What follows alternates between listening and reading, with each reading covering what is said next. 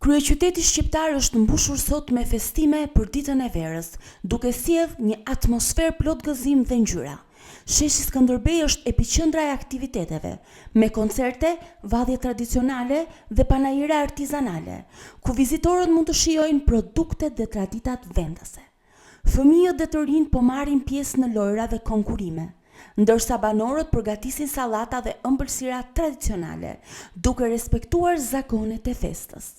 Ndezja e zjarrit, një simbol i largimit të ftohtit dhe mirëseardhjes së verës, ka tërhequr vëmendjen e të gjithëve. Një qytetar i Tiranës tha me humor: "Nëse nuk ngjyros ditën me gëzim, nuk është ditë vere." Festimet vazhdojnë deri në mbrëmje, duke bashkuar qytetar dhe vizitor në një festë të vërtetë të pranverës dhe kulturës shqiptare.